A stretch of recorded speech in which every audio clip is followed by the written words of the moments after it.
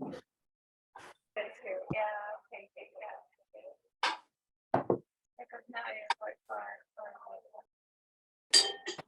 Welcome everyone. Please kindly mute yourselves. We're so happy to have you for this very special program, The Spiritual Experiences of a Lifelong Monk. Thank you for being with us. This is a part of our regular weekly gathering, a Sangha connection for spiritual advancement called Remembering Who We Are.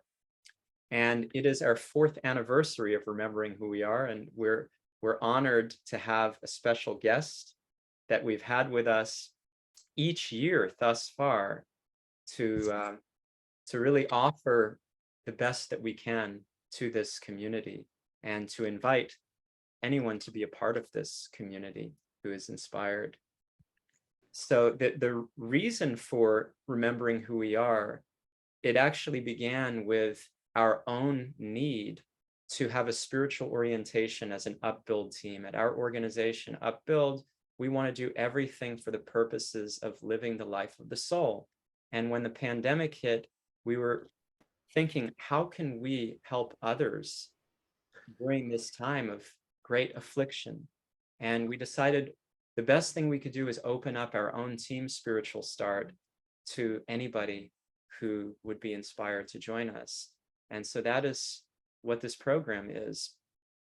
And they're conversations to help us align with who we really are, not our egos, not our minds, not our bodies, but the real self, the eternal soul.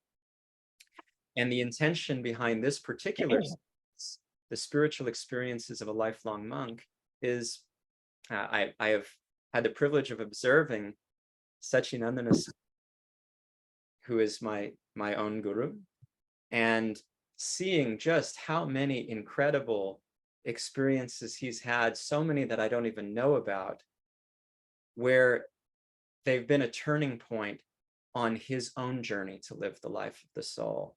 And they've given him such conviction, wisdom, and joy and gratitude, and to provide a platform for him to be able to share those experiences with us so that we can gain what he has received. So he will kindly share the wealth with us. And I think it's very significant. I'm also super happy that we're recording this so we can document these experiences. I think they're really that special.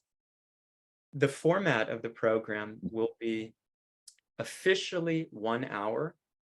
So 1 p.m. Eastern time, at the top of the hour, we will officially close, but Sacinandana Swami will kindly stay after with us to answer questions for a half an hour. So please do stay with us at that time if you would like to and you're able to. It would be great to have you. And this is a 5-part series. So he'll be telling us a story that will bring us deep into his own experience, something of the spiritual reality that became clear, vibrant, and essential for him. And that will be for maybe 45 minutes or so. And then, time permitting, we'll have the opportunity to ask questions. And then again, we'll dedicate the after time for those who stay fully to Q&A. That will be for 4 sessions like that, a particular story, each successive week for the next 4 weeks. And then on the 5th and final week of this series, we will dedicate the time exclusively to Q&A for everybody. And we find that to be immensely valuable, to have that chance to interface and to hear answers to important questions on the spiritual path based on what he has shared with us. Please think about questions that you would like to ask while Sacinandana Swami is speaking. Note them down. Everyone, please do this. It will be very helpful. And then you can direct those questions to Michael Sloyer, who is part of our team here. Direct them. So it's a direct message in your chat with him. And as opportunity is there, we will call upon you to ask the question of Sacinandana Swami. So please note your questions, direct message to Michael, and as time permits, we will call upon you to ask. A word on the culture that we're creating for this program.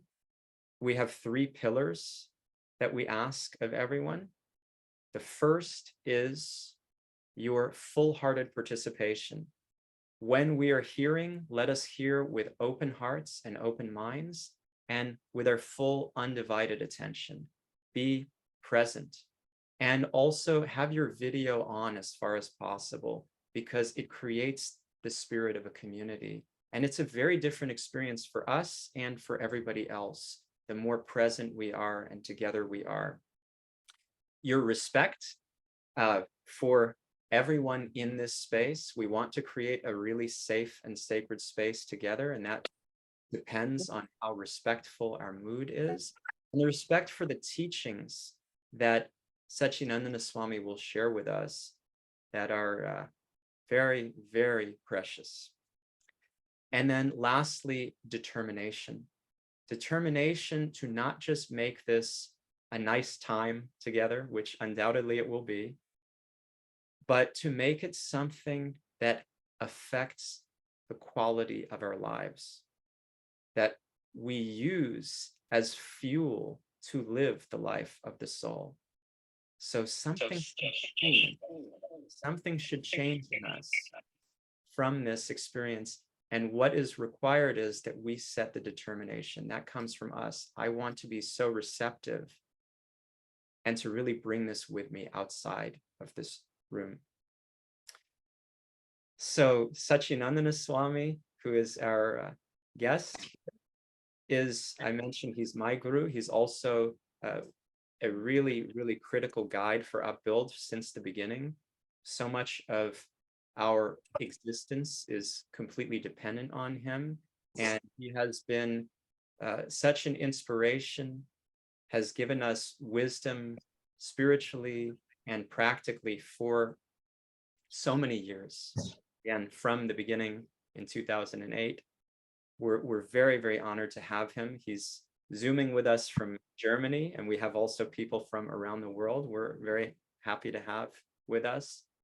And he is such a devoted spiritualist. He's been a monk for more than 50 years, for quite a long time.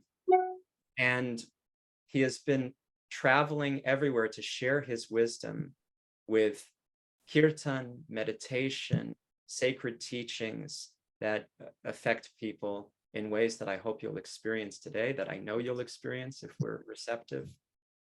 And so we're very, very honored to have him for these next 5 weeks. And now I'm going to turn it over to Sacinandana Swami. Thank you so much.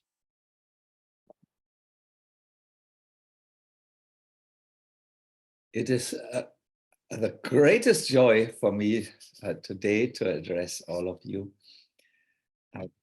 especially since this forum which we have created allows for a very immersive experience.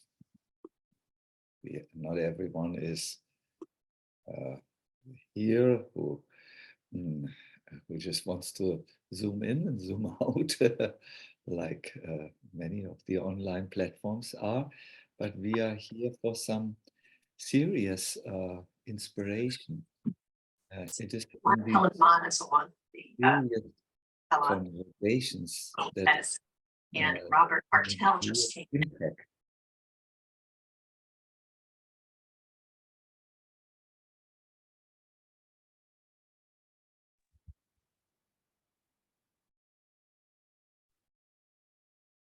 Swami is muted. Sacinandana Swami, you're on mute. I think when we had everyone mute, it muted you as well. So if you can just unmute yourself.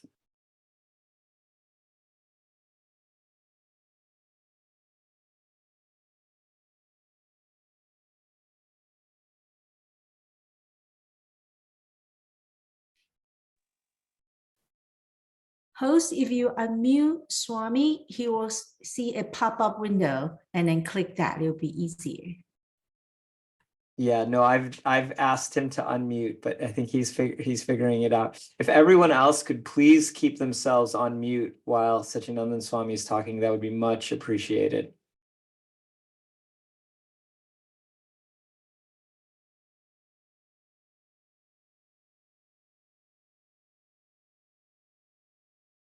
He is in search of tech help.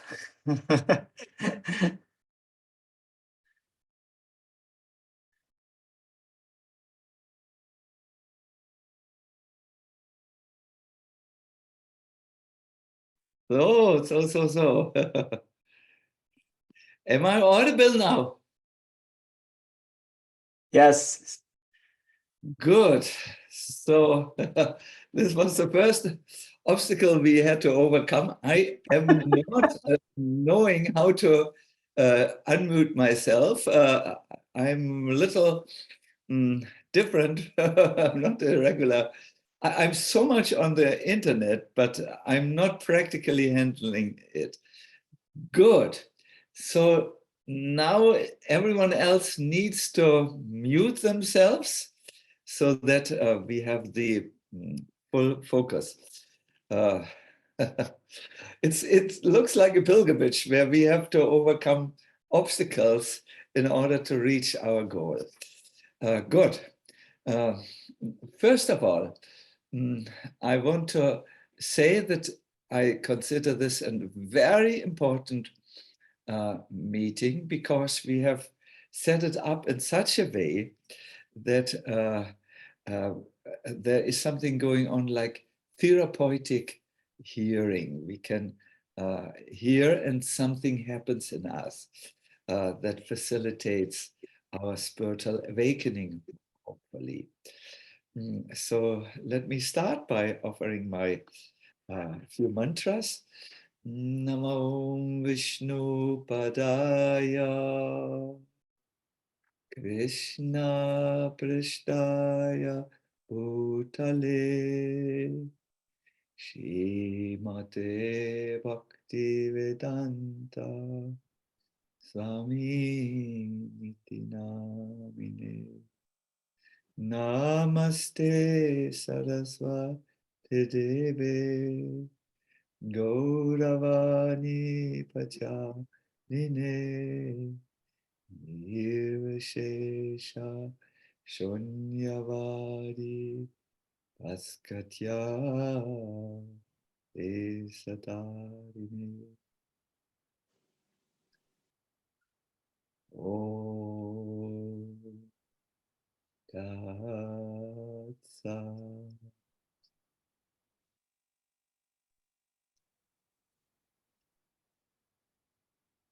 Already our host has set some parameters that can allow us to enter a deep experience through sharing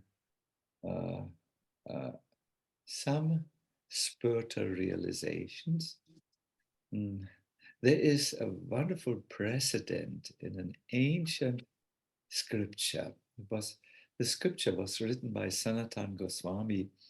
It was the last work which he composed after perhaps written something like 50 guidebooks for the bhakti path. And he wanted to really put everything into this book, which people who would come after him needed to know for their own spiritual journey. And there, he does his teaching, he packs it into a narration. It is about a self-realized soul called Sarup, who meets a searcher, Janashama, and contemplates the means he should adopt in order to awaken or bring a profound awakening in that searcher. when I prepared for my first session, I was also finding myself in this situation.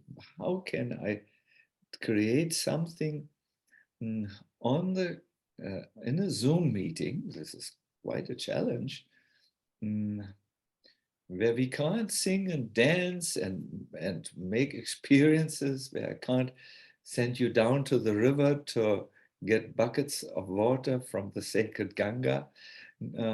How can we, in a Zoom meeting, facilitate something? And this is what he thinks, this Sarup, this teacher. He thinks this a couple of 100 years ago, where he was struggling with the same question which I had.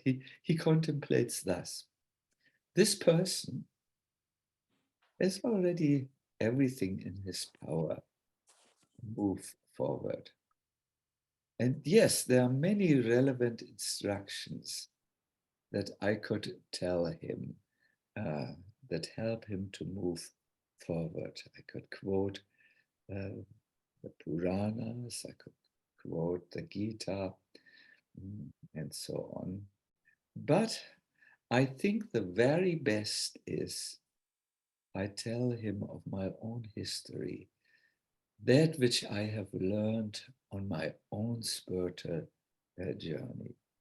So as he thinks like this teacher, remember, this is a few hundred years back, a doubt comes into his mind. He says, describing one's own achievements is disapproved by all spiritual authorities. And he quotes a text, Sva prashangsha roho mrityo. Self-praise is as good as death. My dear everyone, I do know in the world, when we want to get a new job opportunity, we may have to talk about how we are so expert in our area and so on. But in the spiritual field, self-praise is worse than death. Why? It is said when you talk about your spiritual accomplishment or achievements or realizations, they will be taken away the moment you bring them out of your heart and expose them to the public. Much like a light of a candle is blown out by the winds when you bring it out of your room and into the open space. But then he says to himself, I think in this case, nothing else I could say will bring about the good fortune of this person who has come to me. And he reasons like this: of all forms of evidence for establishing the truth, experience from one's own life is the strongest. I will play you at the end a beautiful video from Carl Gustav Jung, who's our neighbor. Switzerland is just the next country to Germany. So thus, when Gopkumar frankly reveals the events of his own life, this searcher who came to him should be persuaded of the higher truth that Gopkumar has grasped. And then a beautiful work, literary work, commences. It's full of experiences on the spiritual path. And in the end, after many, many pages of Sanskrit poesy, there appears the following verse. By the mercy of that great soul, that Sarup who was sharing his own experience, everything he had experienced became manifest at once in the heart of the seeker as if he had experienced it himself. Such is the most amazing effect of contact with a spiritually minded person who shares his experience. Yes, some association with materialists can create further bondage, but other association can open the path to perfection. So I sincerely hope, although I'm insignificant and you are all very invested in your spiritual path, you are already advanced souls. I talked a few days ago with our hosts about you, and they told me how sincere and serious you are on your spiritual path and how you have gone very deep. And I'm not talking to a group of beginners here. No, you are all accomplished in your own ways. Still, I do hope that as we talk, and in the next session, we will also have a guided meditation as we talk and meditate about these subjects, you will experience something in your heart that will help you to make the decisions you need to make now at this particular stage of your life to go to your next level and move on. Today, I want to share with you a powerful principle which I experienced, the principle of divine reciprocation. My hope is that as you understand this principle from a most impactful experience that I made at the banks of the Ganga, I hope that you will apply this principle in your own search for spiritual advancement or progress. Before the session, I wrote down that what you look for looks for you. We all look for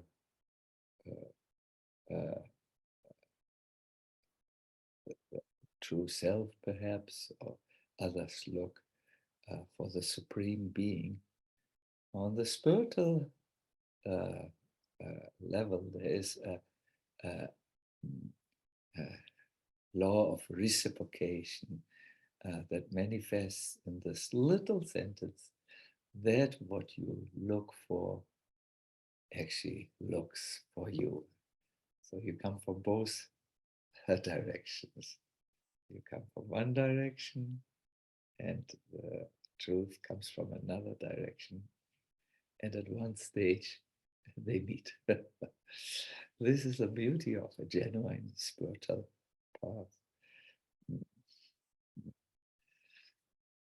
Another principle which we will be operating with and looking at is Krishna will raise everyone into his divine presence who always thinks of him.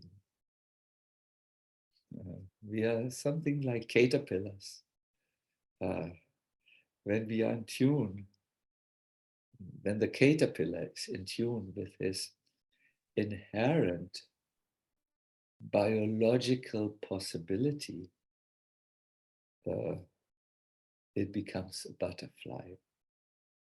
So if we start to think of the divine as we move through our life, our inherent possibility opens. It is, in Sanskrit poesy, it is said that the caterpillar constantly meditates on being or becoming a butterfly. So the person in this world constantly thinks about God and then is raised by the Supreme to a level of closeness. But he has to think of him like the caterpillar who is thinking, or we would perhaps in our Western mind say, he's in tune with its biological possibility, and then it becomes a butterfly. What I want to share with you will require a little respect on your side because it is so out of the normal New York experience. Is it really? No, sometimes we have very spiritual experiences in New York, but I mean, it's so outside the rational perspective of things. I was given a book by one of the participants here, where the author, Simone Weil, challenges us to think out of the box. And I want to read her quote.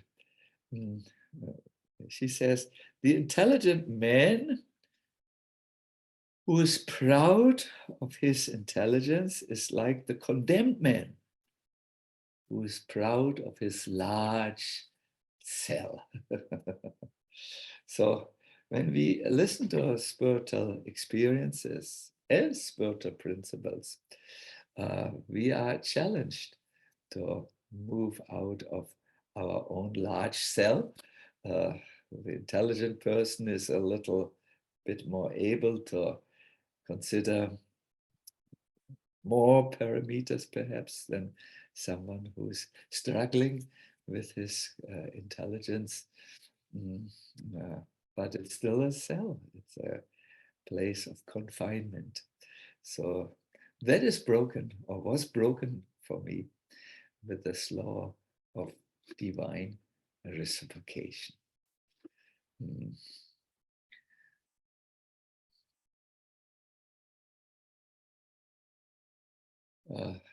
When I was much younger, the world was much younger, perhaps I had just reached my 40th birthday, which our host will reach in a few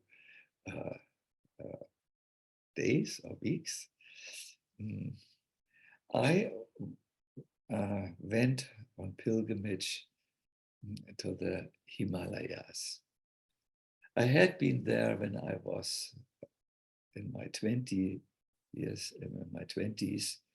and had always remembered the majestic mountains. But more than anything, I had remembered the echo of the Ganga, who rushes and frolics through the valleys of the Himalaya. And I wanted to go there by making a cut, or I think one says cut in English, in taking a distance to my life and getting some alone time with me and the object of my worship, the Lord. And I was looking for lonely places in the Himalayas, but also went to one of 4 very celebrated pilgrimage places. They're around, I think, 4,800 meters high. My place of my destination was Badarikashrama.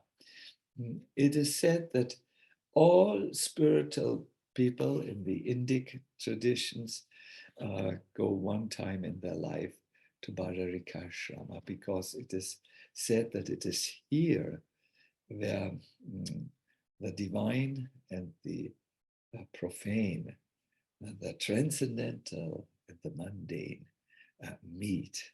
In this meeting point, it is the divinity manifests and answers our questions. So here I am, a jeep with full with two other friends and my sleeping bag and my luggage. And we arrive at Rudraprayag. After checking in into a Dharamshala, you know, it's a place where you can, in New York English, crash out. Very, very humble rooms are there, of poorly furnished rooms. I took the long staircase down to the confluence of the two arms of Ganga. I still remember when I had gone halfway down, it was a long staircase. I came to a little temple that was in the middle, and I rang the bell, and the bell was very loud to my ears, and the sound of it was foreboding trouble. I still remember. And as it turned out, this was almost the last sound which I heard of this world. I was, you know, I think it's called in English a premonition, some hint in your mind that something frightening is happening to you. That was spelled out in the sound of that bell, which sounded in my ears as if you take sandpaper and rub it over a glass. Irky, it sounded. So I went down to the Ganga. I remember at that time, a little away on a rock, there sat a Brahmana who was chanting Sanskrit verses. It was clear he had just taken his bath in the Ganga. So I put my cloth a little away from him and just a little tower-like thing around the hips. And I went into the close, let me say, the still water, which was parted off by a railing, an iron railing from the Ganga, who was shooting by. I can only express it like this, with high waves, with foam, with a loud noise outside of the railing. So that was a little bit in an enclosed portion of the river where the water was quite still. And somehow or other, I cannot tell you why and how. Maybe I should say I was tired. Somehow or other, I decided to take my bath outside of the railing while holding on with both hands at the railing to not be grabbed by the swift current. In the past, I had already, you know, when I was a young man, around 20, in my 20s, I had gone into the Ganga, and I remember as I was going inside the Ganga, I saw on two logs of wood a yogi coming down the Ganga. It almost looked like water skiing, only that the logs of wood were like substantial trees, you know, and somehow he held them together, and he was riding down. It seemed really unearthly. He was floating over the Ganga, and I was so totally amazed that I just stared at him, and I lost my ground. And then, although the water was only perhaps hip deep, the Ganga had still grabbed me and pulled me along, and I was badly bruised. I remember when I finally managed to climb out, my legs were bleeding, and I needed to go to the hospital. So I had seen already the awe-inspiring power of Ganga, although I had only seen it in shallow water. It was little higher than knee deep, not hip deep, but little higher than knee deep. So there was no reason which I can find in my mind why I should climb over the railing and grab onto the railing. Those who know me know that I'm a little enthusiastic, but I'm not unreasonable. So I had totally, entirely underestimated the powerful grip of Mother Ganga, who turned into a very stern mother. She pulled so strong that I lost my grip on the railing. I remember now, and I'm happy I'm sitting here before you all. She grabbed me, she tumbled me around almost like a shirt perhaps that is put into a washing machine and which is tumbling around once the machine is activated. And then Mother Ganga, as I like to call her, should I call her the stern mother, fierce mother, carried me away. And, you know, there's masses of water, tons of water.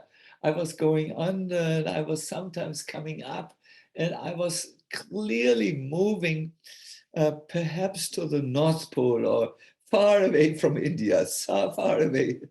And it was a huge, broad river.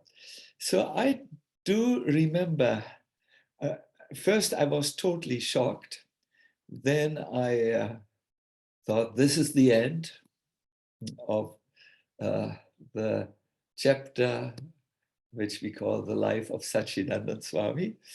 And I called out, almost from, not really thinking about it. I called out the mantra which I have chanted all my 50 years now, which contains the names of the God.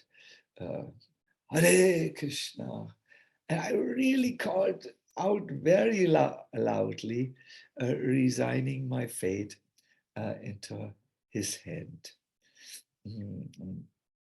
I was really frightened. And I remember all I knew is, don't stop shouting the divine names, because I do know that there is this promise that Krishna will raise to himself those who remember him by calling out his name.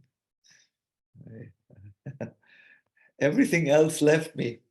My education, my German reservedness, my hopes in life, only this was left.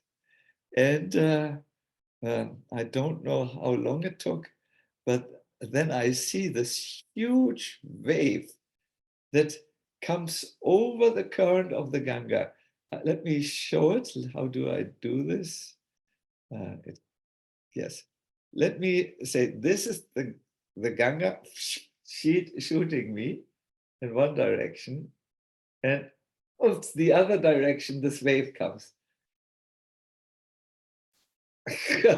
Like this. And the wave, the second wave, which flows over the current, grabs me with a similar intensity, makes me tumble the other way around. I don't know if it was the other way around. I only remember I was also tumbling and spinning, and then washes me swiftly to the railing. And as I come to the railing, remember the same railing to which I was holding on, there are about 4 strong, well-built men who grab me and pull me over the railing. I wish they would have done it softly, because I also scraped my leg on the railing, and there was a little blood, but unsubstantial amounts of blood. I'm then in the shallow water, and I somehow managed to say Dhanyavad, thank you. And all I knew, don't stop chanting. And I went up, and then I meet this Brahmin. Remember, I had put my cloth just a little bit away from him, down on the rock. And he had gotten up, and he started to, when he saw me, he started to break out in a very well-known Sanskrit verse, Baha Pitam Natavara Kanikanayo, which means carrying a flute in his hands.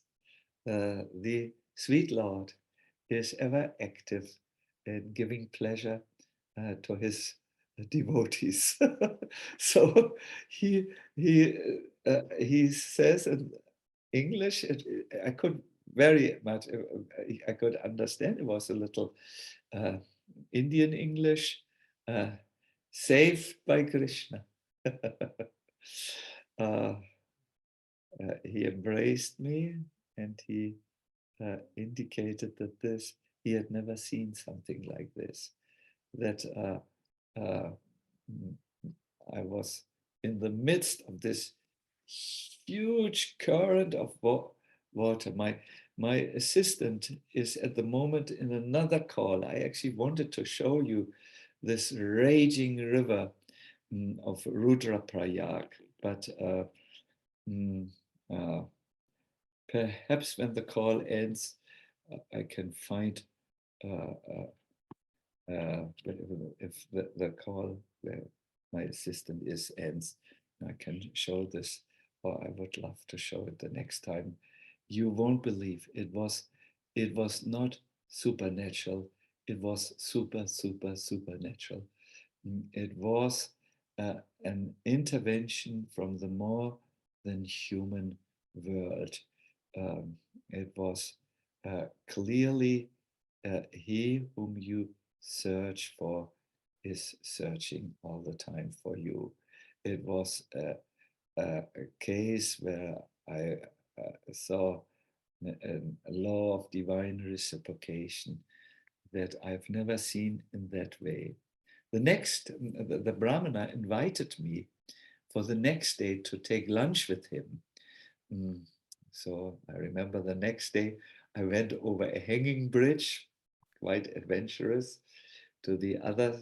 I crossed over the river, which had almost taken my life, and then came on a narrow little path, and he came already from his dwelling, his house, to greet me, and he then pointed down from the path. I saw the banks of the Ganga with the stones, and he said, see, here on the banks we have brought the ashes of my father. You were yesterday meant to also leave your body. I could see that, and I have done my astrological calculations this morning, but there was a divine you. And yes, this Brahmana was so convinced. He traveled with me for the entire 3 weeks of my pilgrimage in the same jeep. We made space for him. He was a very accomplished person, and he had invited himself. So you don't say no to a saint when he invites himself. So he had also been convinced by seeing what I experienced.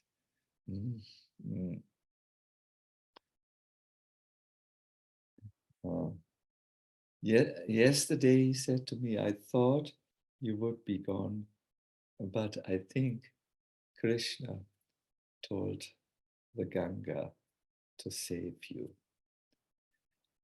My dear everyone, when we see such things or experience such things, our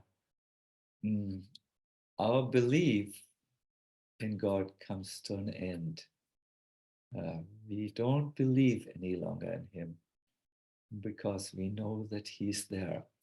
I would like to finish this by asking Vipin to play one very interesting little, it's only, I think, 1.5 minutes long, interview from Carl Gustav Jung. I do not know how you pronounce it in American English, Siggy Young. And it's very nice how he speaks and so on. Vipin, can you please put the little movie for our guests in? Yes, there he is.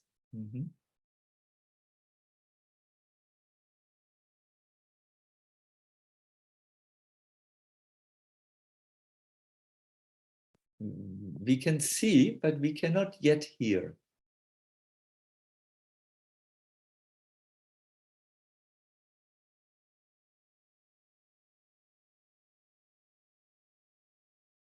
No. No. I will read it to you in the voice of Siggy Young. So he's asked, please start, Vipin. You want me to play it again? Sorry. Yeah, and I will just read it for everyone because it's really nice. Okay, sure. Could you not hear the audio? No, I couldn't hear, but perhaps the others could hear. Oh, okay. Sorry about that. Let me just try one more time. Let's just see if that works. If not, but you can.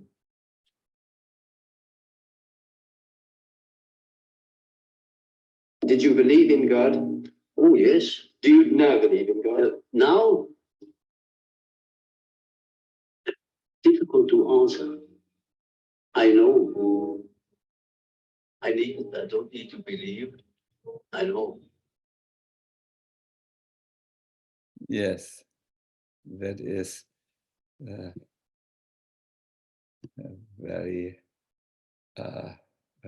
heart moving.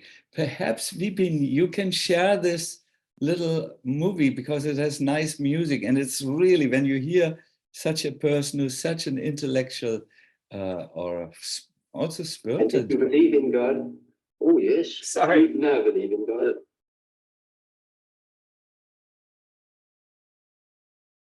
It's all right.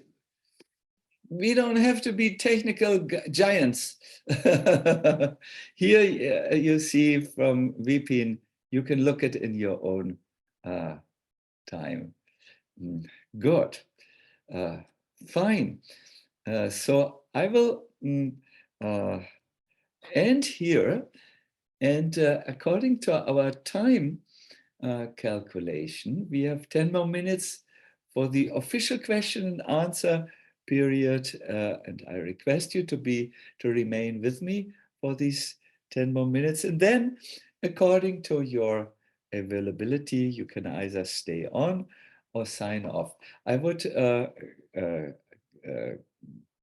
suggest that Hari Prasad, at the end of these 10 minutes, you can just say goodbye to everyone, and then, how do you say? Yes, then we go on. Fine.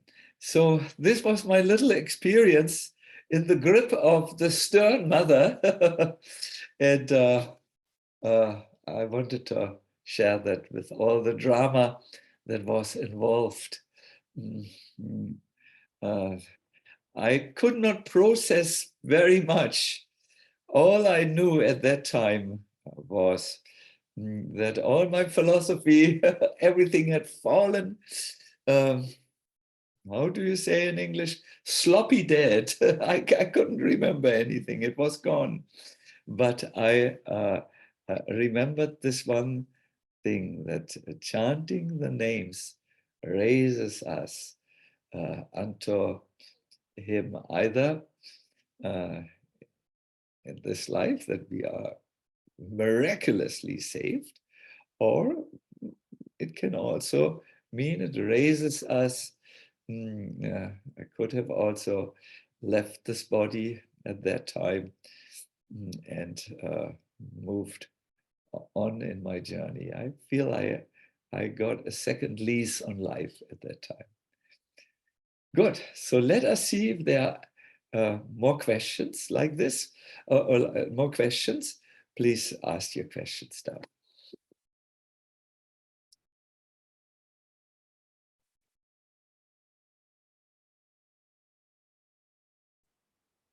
Sacinandana Swami, I'm going to ask a question if that's okay.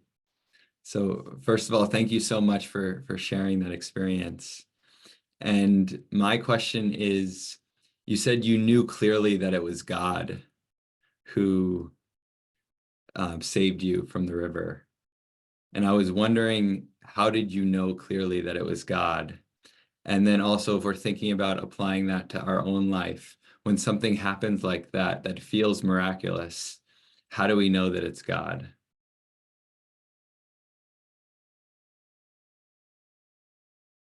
Some events that are sent into our life carry a very clear address of the sender. Look at this letter. It was sent to me.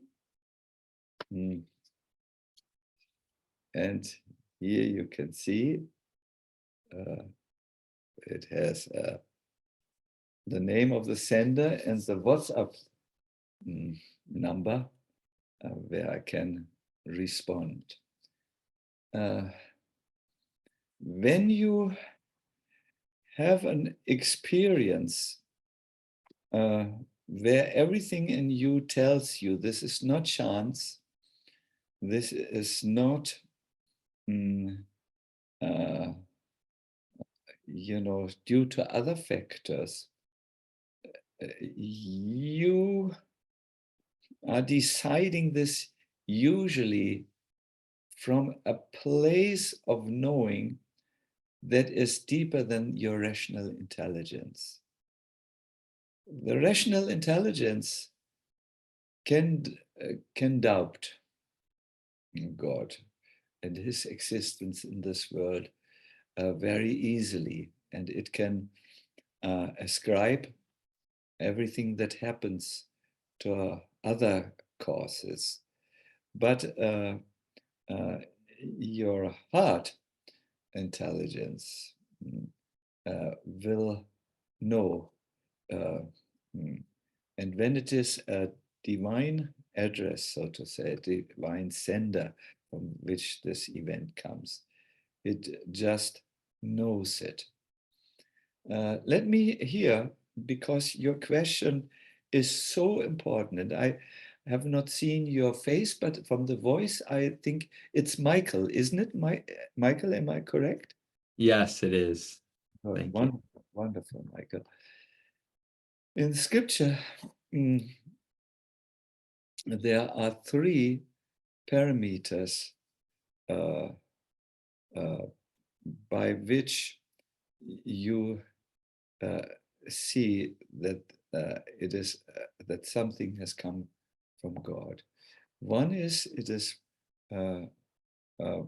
Parishanu Bhava, and the third one, Parishanu, Bhava, and Virakta. Parishanu is a direct experience where you see the Lord or his hands. I think I saw his hands, not in form of hands, but his arrangements. Then there is a bhava, a certain feeling that is always coming up when you're touched by divinity. It is a different feeling than if you're touched by something else. And now listen please to the third. You feel in your, or not feel, you know, you perceive in your existence a healthy state of a detachment from material life when that the divine experience is happening. So you see something with the heart, you do have a certain feeling of being overwhelmed, and you finally feel a sense of detachment. I think you are a father, and if you would imagine you would be in coma, God forgive, but if the person who loves you most would touch you on the chest or in the heart, by that touch, you would understand, and often wake up out of the coma.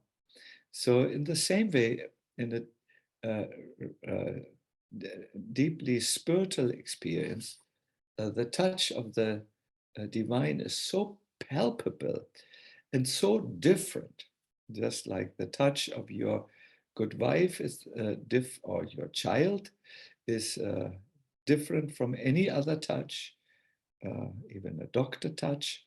In the same way, the touch of the divine is different. But it is, let me say, spirituality, Michael, will always be a subjective experience. The objective mind of an outsider to this experience will not be able to understand this, much like an outsider will not understand the special healing effect of the touch of a beloved, unique person, the child or the wife, and so on.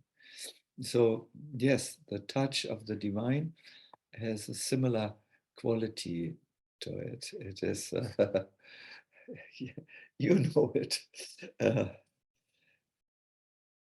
This is but our Michael, with whom I had such good discussions and look forward to discussing more, is touching on a very sensitive and important issue.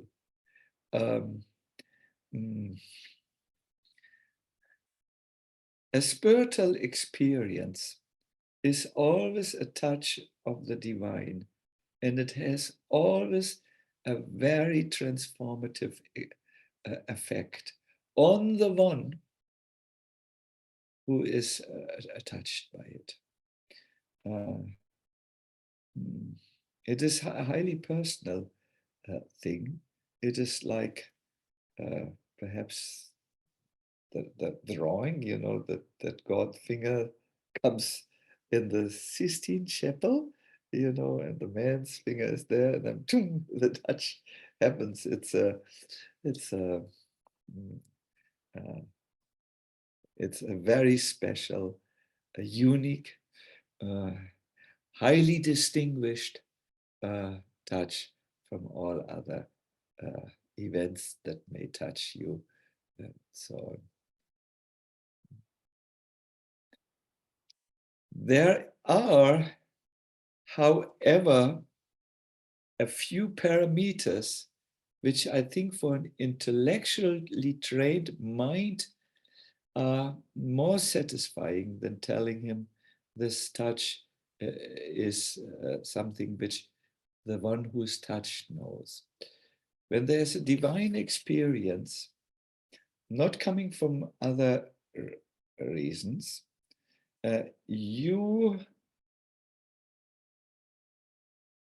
time seems to stop. There's no time any longer. I must also say, when I was in the counterwave, let us call us, I don't know how long I was being carried through the Himalayan mountain. It was just so exciting and so exhilarating. I have not really talked about this in so much detail because I wanted the narration to be over, but I realized I should have talked about it. Michael, time had stopped. The material perceptions was no longer there. It is also the touch of the divine makes you always totally, how would you say this? It doesn't make you happy, it makes you blissful. It's an experience beyond happiness and safety and refuge and so on. You are clearly beyond the normal states of the mind and so on. Yes, it is inexpressible by words. Therefore, yes, this experience, I have only told you what happened outside. I was carried by the inconceivable wave back to the railing. But really what happened inside my perception, it is words in the mind never reach there. And the last one of these four parameters is entirely transforming. It still is with me. It is still, it has made me very fearless in my life. Although I'm a little elderly now, but I do not know many boundaries because of course, I don't do anything irrational, but yes, I do not walk the regular paths because I know called or not called, he's always there. Yeah. Does this satisfy your inquiry to some degree of satisfaction? It does very much. Thank you, Swami. And I want to remind you that I will now give away a well-kept secret. Both Michael and Vipin are Ganga boys. We went last year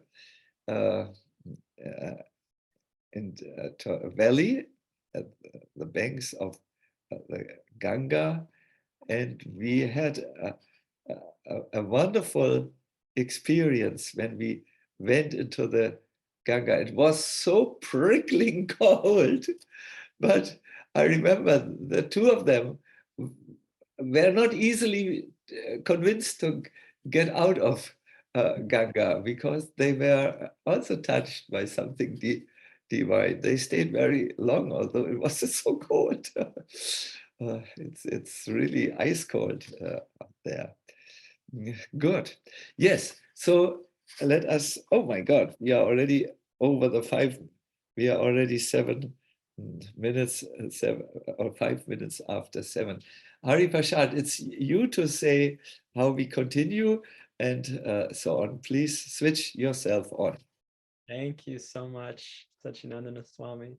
We're thrilled that you share with us as you have. And it was very reminiscent of an earlier series that we did with you across 2 years, On the Brink of Death. You were truly on the brink of death and had such a divine spiritual experience that is fitting for this series as well. That is the intersection between the two. And I'm so appreciative that you share with us.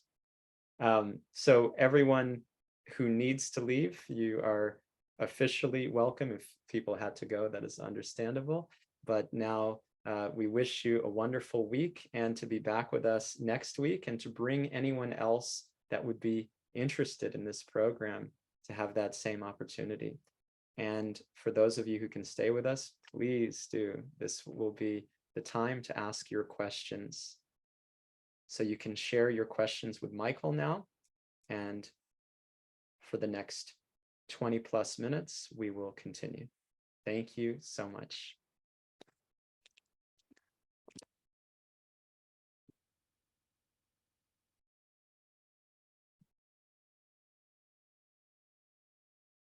Okay, I think Ghislaine has a question. If you're able to stay, Ghislaine, would you ask your question?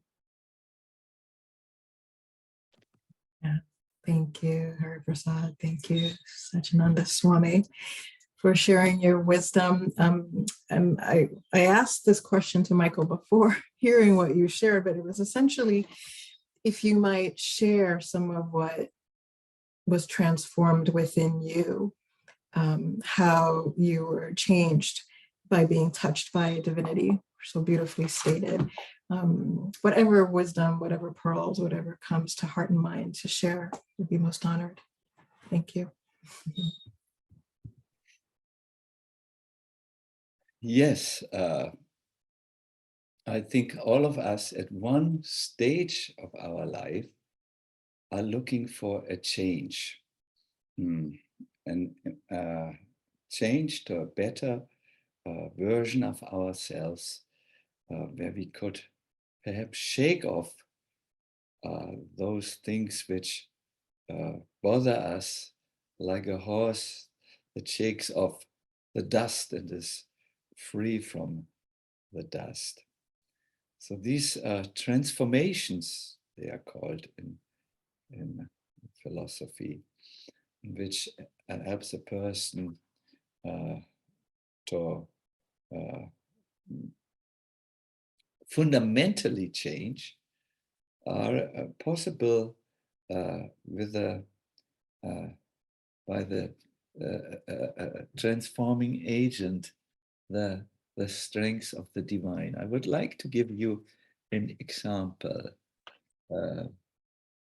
which is just happening on my desk. Everything goes well, yes.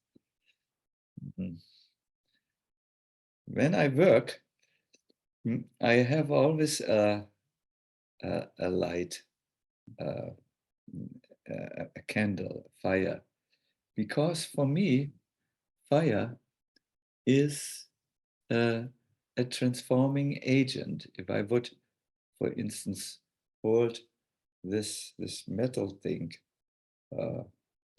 into the fire, it would experience a transference of energy. It will start to glow after some time. In much the same way, Ghislaine, when you are in touch with the fire, the transformative fire of the Lord, there is a great transformation happening, not due to your own strength, not due to your mental or intellectual capabilities, but purely by the contact of this divine energy. I would like to give you an example that I really experience on a daily basis, also today. I needed to go today to a doctor for a important injection, B12, vitamin B12 injection.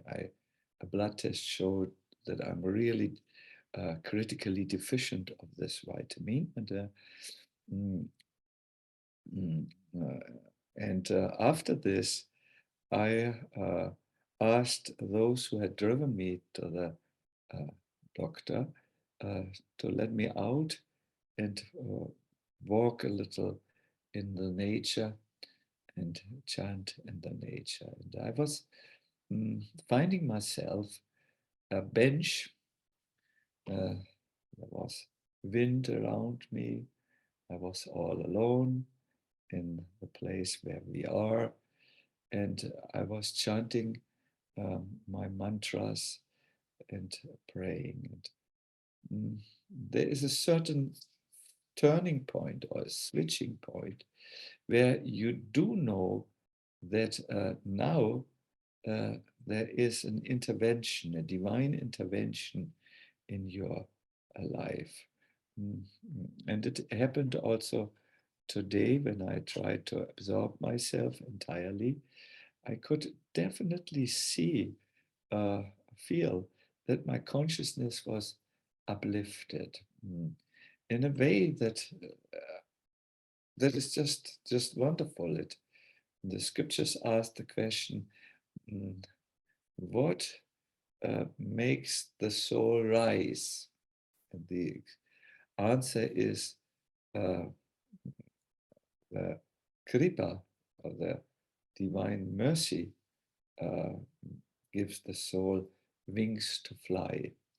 So what we exactly feel when we shift in our consciousness from a material to a spiritual consciousness is described in various scriptures. You can really see, is it happening, or is this just a form of happiness that can perhaps be induced by other factors?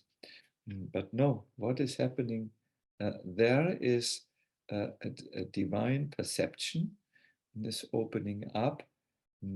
The emotions are totally freed from worldly concerns, and you do develop this thing which is so happy, so let me say, so important for a modern person, the ability to step back and look anew from a healthy distance.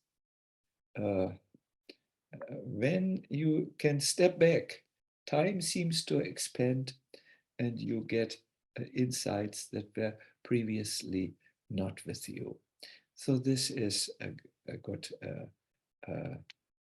this is happening every time. So when I was asked to share my experiences with all of you, although I have today spoken about something almost a little sensational, just to narrate something, but I think the greatest experience is the transformation of consciousness. My spiritual master was once giving a program in India, and he was asked, Swamiji, can you show a miracle?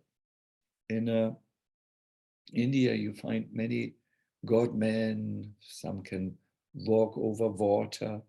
Some can manifest from the palms objects, like a jewel perhaps, or what's it called, pomegranate fruit, or anything. So the question was, Swamiji, can you show a miracle? A miracle, as you know, is an extraordinary and welcome event that is not explicable by natural or scientific laws and is therefore attributed to a divine agency. You know, you can't explain this. So my spiritual master smiled, and he pointed at his Western disciples, and he said, "They are my miracle. They were before in one state of consciousness, one level of life, and then they had transformed their life entirely." So it is this transformation of consciousness, which I think is at the heartbeat of spiritual experiences. Not every one of you is expected to fall into the Ganga and then be saved by a counterwave. That is not necessary. Perhaps it's not required. It would not be good if all of you now get in bathing suits at the banks of the river Hudson and jump into the Hudson and expect a miracle. What is the miracle? Is or the spiritual experience at its core is a transformation of consciousness. Thank you. I think this is a great segue to a question from Sid. Sid, would you be able to get on camera and kindly ask your question?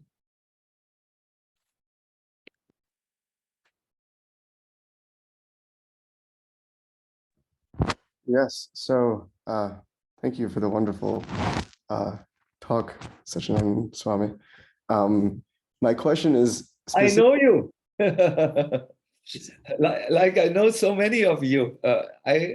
Sorry I could not share. It was for me a great pleasure to see so many known faces. But please ask your good question, Sid. Yes, so my question is, you spoke about how, yes, not everyone can or is willing to be swept away by the Ganga or the Hudson in such a dramatic fashion. So how do we then, in our own practical, average New York City lives, seek out and have those spiritual experiences that do transform ourselves?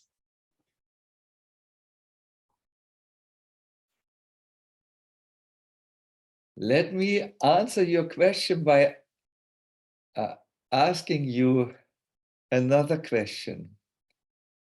Sid, have you already built your tree house? What is this? Every German boy, perhaps not nowadays, but of my generation, knew to build a house in the tree where only he or perhaps his closest friend was admitted. No one else came in that house. So I believe very strongly you can make spiritual experience if you create in your life a tree house that is a place and a time where you are alone and not distracted from your 1008 distractions and worries and so on. And this little technique is so important to learn in spiritual practice. Divine experience are not happening if you join a spiritual movement. Divine experiences are not necessarily happening when you perform a spiritual process, a religious process like meditation, yoga, chanting, and so on. Divine experiences happen when you have that time with God. I feel in the experience which I shared with all of you that everything was stripped away from me at that time, including my hope of life. And I turned at that time to, to the object of my meditation, of my worship, and so on. And there was nothing in between any longer. And perhaps more important, I was out of the way, the ego. I had resigned myself. And it is then, when you are out of the way, in that moment that feels like eternity, where you are able to receive. And that was happening in this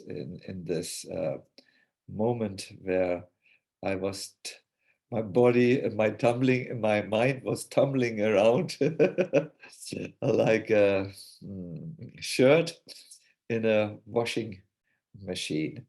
There was this moment, strange as it sounds, this moment of stillness. And if you can create, you must learn how to create that stillness in your life. It is necessary to have a life that facilitates that. Thank you. So you need to build your tree house. By the way, this gentleman's name is much nicer than Sid. It's Siddhartha. Yes. Thank you very much. Thank you. Bruno.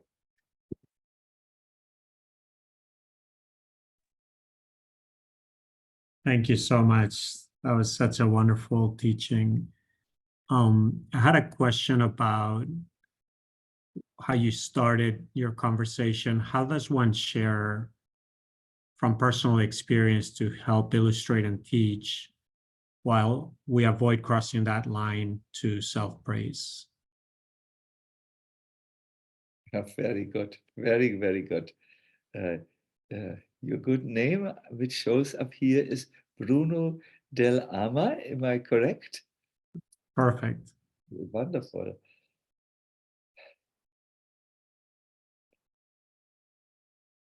Bruno, let me share with you something that I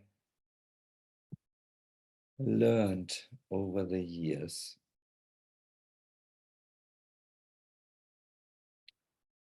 It is not without some hesitation that I share it, but we wanted to create a forum here that is transparent, so that in the beginning of my monk life, I saw the same needy ego reaching out to get public validation or validation from others. Not because now, no longer because perhaps I was the fastest runner or the most adventurous traveler. No, but perhaps because I was the most austere monk or so. And at one stage, I noticed, Bruno, that I'm still captured, even though I had changed my dress and my name, by the ego who wants this validation. And only as I progressed in life, and I think this is perhaps the blessing of maturation, also perhaps the blessing of becoming older, I did notice that it's not about me. I'm not this narrative which I have worked so hard to establish, this narrative about myself, this chapter which I've worked so hard to write in the book of my life, this is me and mine and so on. It is an illusion. And at that time only I could develop what is such an important value in spiritual life. Humility. Humility here is something like a detachment from the need to be glorified, and so on. And whenever I see that this old ghost is again entering my life, as soon as I spot him, I say, "You are not welcome here. You are that person who walked with dirty boots through my consciousness. I don't want you to leave your traces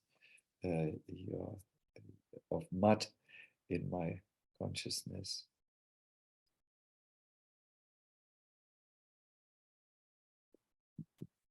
In my new book about meditation, I quote a poem. It was not written by myself. I will try to remember it by heart. I cannot guarantee that I remember all the beautiful lines. It is, I'm not I. I'm the one who's standing beside me, who strives to forgive when the other I is angry and looking for revenge. I'm that person who try to counsel the I that I'm not. And I am that person who stands when the other I falls down at death. Yeah, in spiritual life, we have to come to that real or true self that is different from that needy, constantly hungry ego that is spoiling so many things in our life. Bruno, my tip is, my advice is, try to look for association with people who are free from that ghost of the ego, because then you quickly notice when it wrecks its ugly head, when the ego shows its ugly head, and you don't like it any longer. Yeah. I thank you very much. I have seen you also, Bruno, I believe, in a previous call. It was a great joy to see known faces again. I'm looking now at my wristwatch, and I will I see we are coming close to the end. And I must say, I still have some things to do this evening. So I think we should end on time. Also, Hari Prasad, I will request you and the other three hosts, Vipin, Michael, Rasanat, to just quickly come so that we have just a little team meeting, but brief as we always do. So please tell me how to do this. I mean, I will tell my assistant then to put it there. For now, I will say goodbye to every one of you. It was a great joy. Yes, such a forum, I must say, because you are such wonderful people, such sincere people. How do I know? Well, I know a few of you, and I can feel it, even through the computer, that there is such a good atmosphere. It helps me also to reflect things clearly. Thank you very much. May you have a wonderful week ahead of you with many blessings and perhaps some spiritual experiences. I'm saying goodbye to all of you. Hari Prasad, please end the call. Thank you so much, Sacinandana Swami. We can't thank you enough, and we're so happy that we get to have you for the next 4 weeks. Thanks to everyone for being with us, for all that you bring. We'll see you next week.